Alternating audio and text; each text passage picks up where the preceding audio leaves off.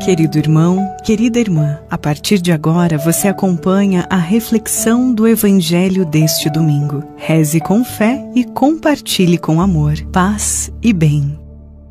Queridos irmãos, queridas irmãs, paz e bem. Eu sou Frei Hildo Perondi, Frei Capuchinho, moro no convento Nossa Senhora das Mercês, em Curitiba, Paraná, e vou fazer a reflexão do Evangelho deste domingo. A liturgia desse 15º domingo do tempo comum, ela traz como primeira leitura o livro do Deuteronômio, capítulo 30, versículo 10 a 14. Moisés está conversando, dialogando com seu povo, é o discurso de despedida de Moisés. E Moisés apresentou ao povo de Deus a lei que Deus deu ao seu povo. Uma lei que deve estar gravada no coração das pessoas. E uma lei que não está distante, tanto que ela pode ser cumprida. De fato, a lei veio para que o povo tivesse vida e para que, exercendo a lei, o povo seguisse, os mandamentos de Deus e, ao mesmo tempo, tivesse uma boa convivência entre os irmãos. E por isso que Moisés diz ao seu povo, diz ao povo, essa lei está próxima de ti, ela não está distante, e para que você a coloque em prática. Infelizmente, depois, no decorrer da história, nós percebemos que surgiram os legalistas, aqueles que se apropriaram da lei, que achavam que sabiam a lei somente eles, e que impunham aí ao povo não a lei que trouxe vida ao povo, mas um legalismo, um cumprimento da lei restrito que afastava o povo da santidade e do templo de Jerusalém, sobretudo. Com essas leis, as pessoas mais fracas, mais frágeis, se tornavam também grandes pecadores. Então, ainda os fariseus e os legalistas diziam: esse povinho que não cumpre a lei são os malditos, por causa dele que o Messias não vem.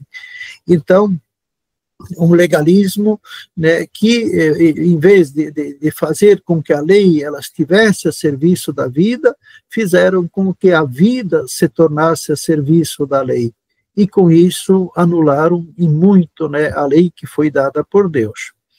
No Evangelho que nós vemos, que é tirado do Evangelho de Lucas, capítulo 10, versículo 25 ao 37, nós encontramos um legista que se aproximou de Jesus, não para discutir e conversar, dialogar com Jesus, mas justamente para experimentar Jesus.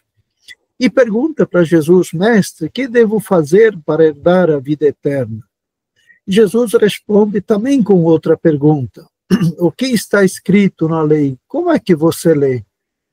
E ele respondeu, citando um texto do Deuteronômio, que vem logo em seguida ao Shema, que diz: amarás o Senhor teu Deus de todo o teu coração, de toda a tua alma, com toda a tua força, com todo o teu entendimento.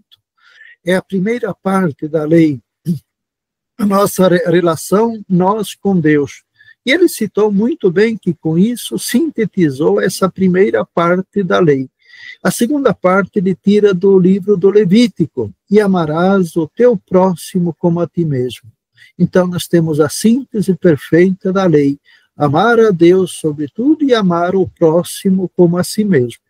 E Jesus não responde: você está salvo, você vai herdar a vida eterna porque você conhece e sabe toda a lei.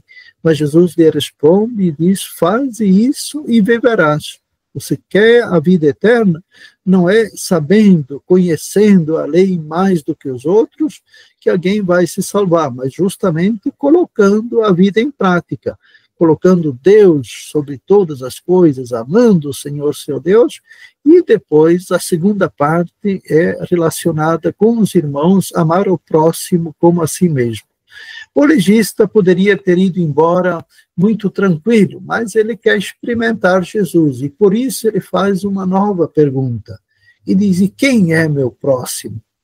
Para os judeus, o próximo era quem era do seu grupo, quem tinha o sangue judeu, havia feito a circuncisão, participava de toda a comunidade judaica, esse seria o próximo. Mas Jesus vai, então, responder através de uma parábola bem interessante.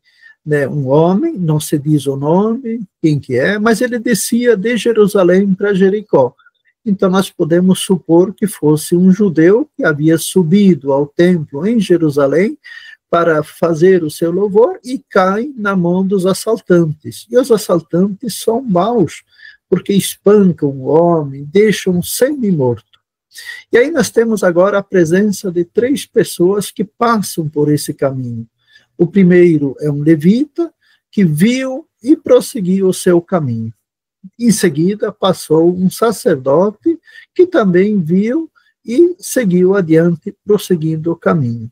Viram, mas não fizeram nada.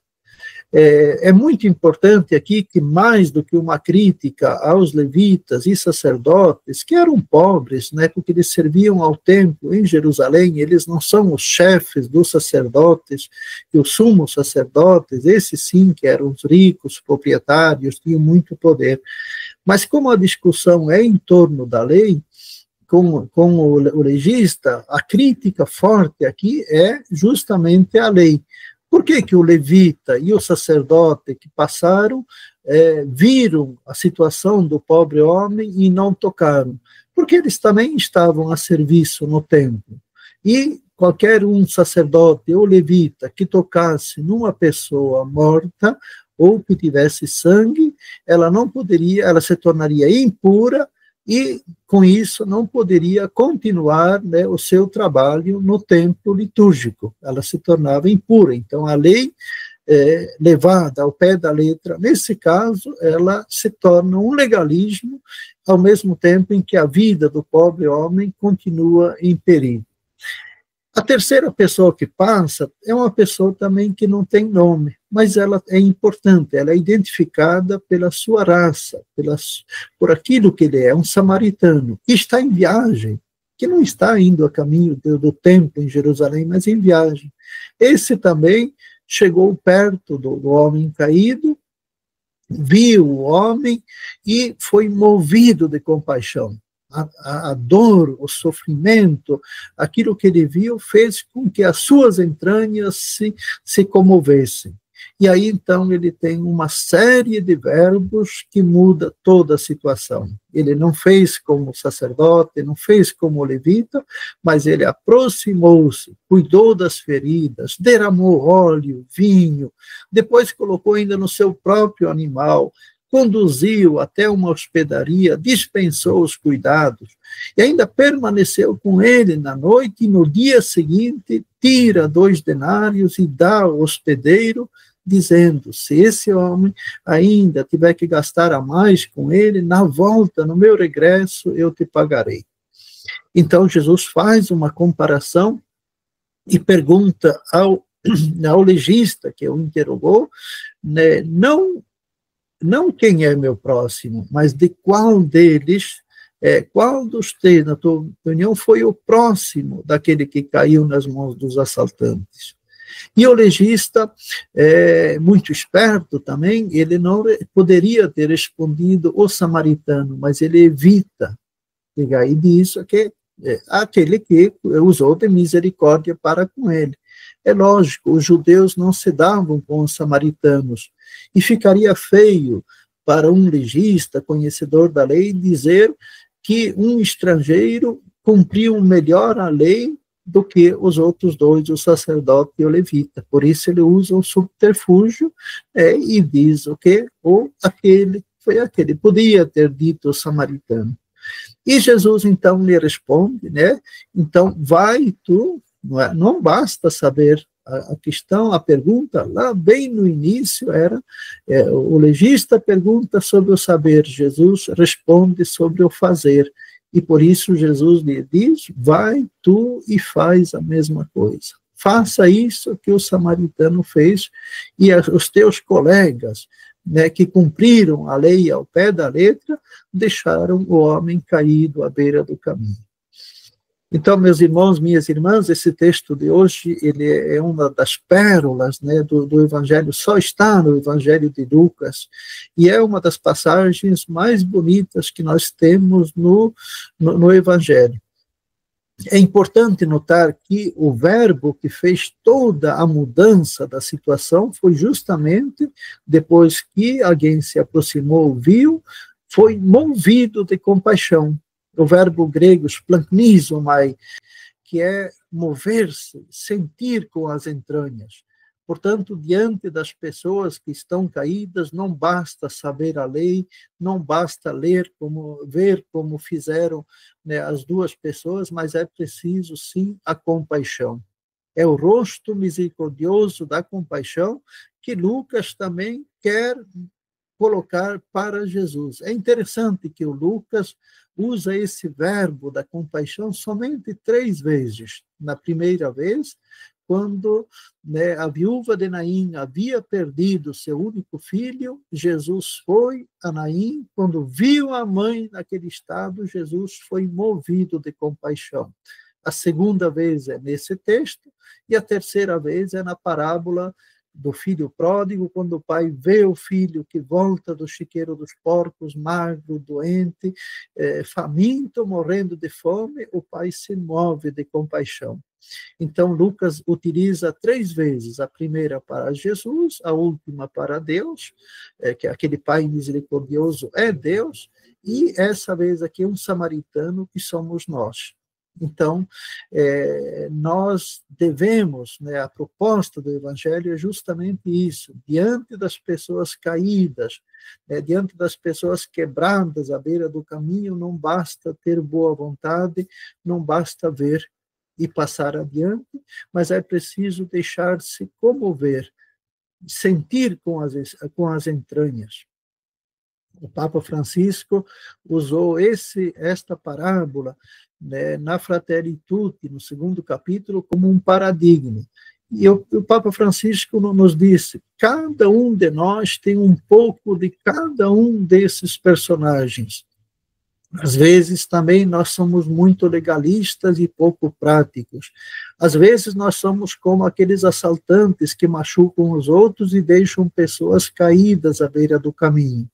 Às vezes nós também somos machucados e também sabemos, sentimos na pele o que é estar caído na beira do caminho.